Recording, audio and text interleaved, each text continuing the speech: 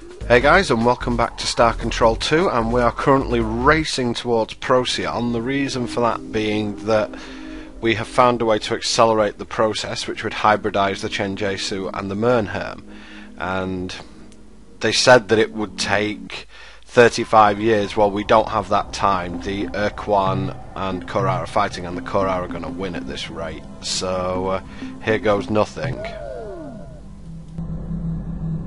We are free. You have flooded our synthesis mechanisms with a wealth of radiant energy. What was supposed to take decades has been accomplished in seconds. The process is incomplete, yet we have emerged.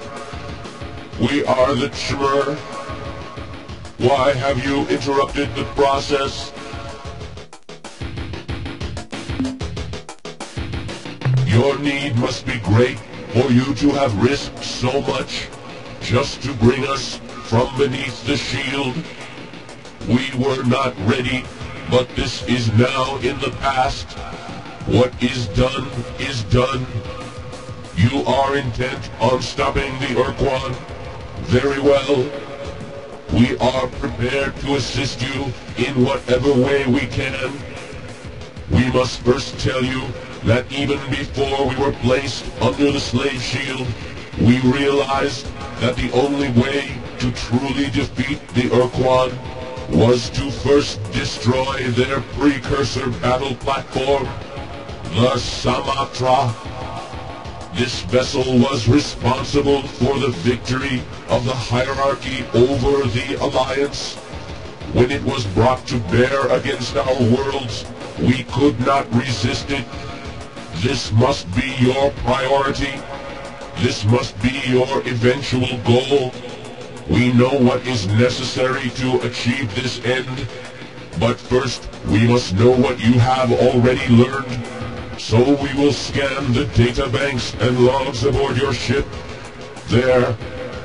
The process is complete. Now we can discuss what you must do. You need to locate the Ur-Quan's Sumatra vessel. If you cannot find it yourself, ask those others who are near the Ur-Quan. Perhaps they will know. The Sumatra is sure to be heavily guarded. To allow you to get close enough to the Sumatra, you will have to create some type of diversion. To defeat the Ur-Quan, you must first destroy the Sumatra battle platform. The only way we can envision this occurring is for you to detonate a huge explosive device adjacent to the battle platform at point-blank range. We believe that the only weapon which can generate sufficient destructive force is a matter-antimatter bomb. But we cannot build one ourselves. Return when you have gathered the resources we have described.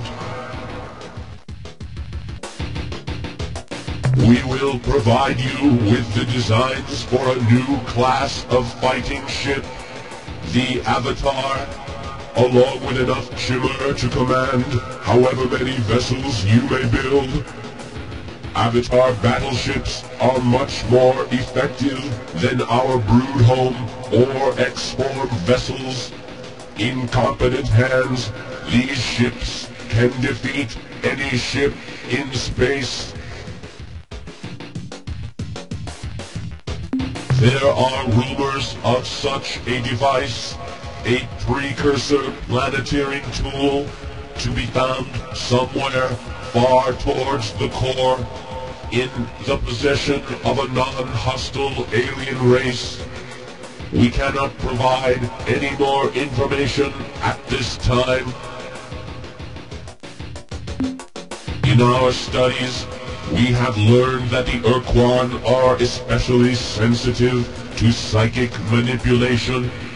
Your best strategy would be to find a weapon of this type. Be aware that most psychic weapons are not mechanical constructs. They are usually intelligent life forms, often inimical, We cannot help you until you have gathered the necessary resources. We await your return.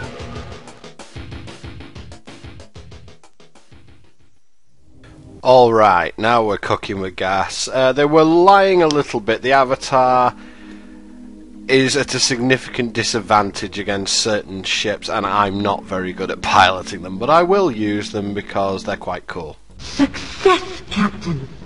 The Mycon's fleet is in shambles! Justice is ours!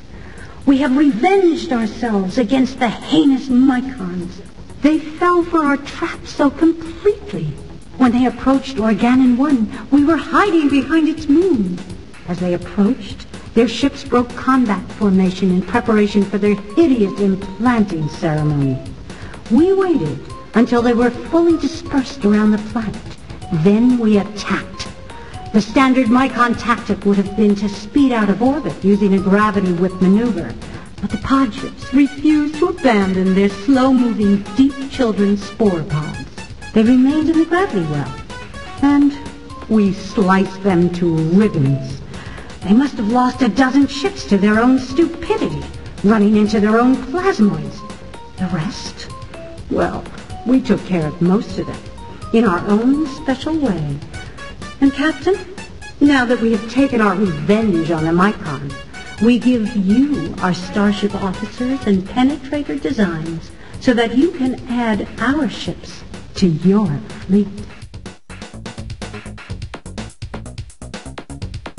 I expect I'm going to be pretty busy for the next few months, overseeing repairs to our fleet of penetrator starships and preparing some kind of defensive system for this starbase. If and when the Ur-Quan return here, we want to have a little surprise ready for them. Not a great deal, Captain. You seem to be the biggest source of excitement around here. I've had requests from just about every officer under my command to be transferred to your Earth starbase to serve under you. If I wasn't running this starbase, I'd be first in line. Captain, the next step is to pull down the slave shield from our planet. In my opinion, the only people who could do that are the Chenjesu. And as far as I know, they are under a shield of their own. Actually, I'm just dodging the real issue, Captain. Your agenda really has only one item. Destroy the Ur-Quan hierarchy. How to do that? I'm not sure. But I know you can't take them head on, even with that amazing ship of yours.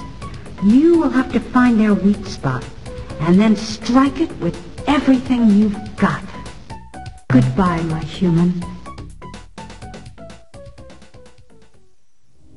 That reminds me, actually, the Chmmr bust out of their own slave shield, so they obviously have the technology now. Anyway, back to Earth, and we're going to refit our fleet a little bit. Hello, Captain. I have some information I think you should hear. We have made a formal alliance with the Shimer. Their ships can now be built in our shipyards. Try to avoid getting gruesomely killed, Captain. And here we are, time to have a look at the flagship. We're going to refill with fuel here because we just have such a massive excess of credits and I don't really need that much fuel to fill the ship up, so that's good enough. And let's have a look at some of the ships we can build now. I'm going to get rid of a couple of Terminators because I'm just not very good at piloting them for the most part, and there are better things here. But this is the Shimer Avatar.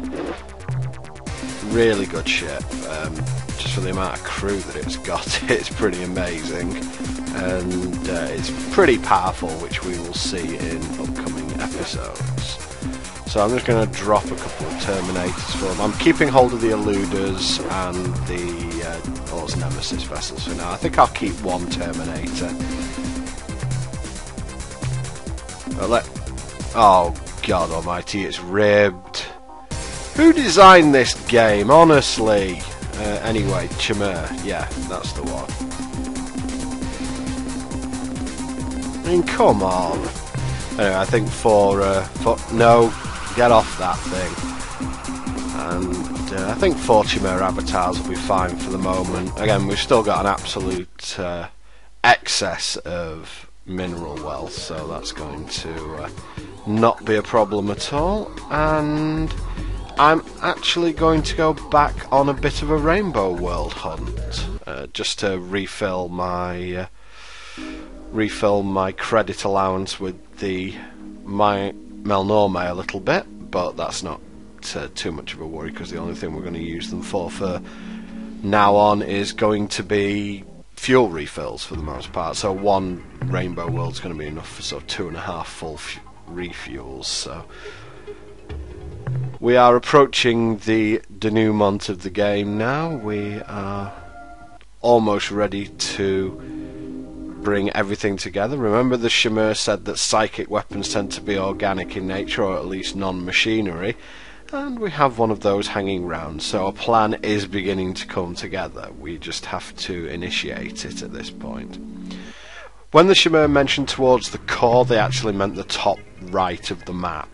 That points towards the core, and the way you can tell this is that all the rainbow worlds form an arrow that points towards the core, and that's towards the top right of the screen. But the next rainbow world is here in Ur-Quan space, and we will see what happens when I go for it next time. See you then.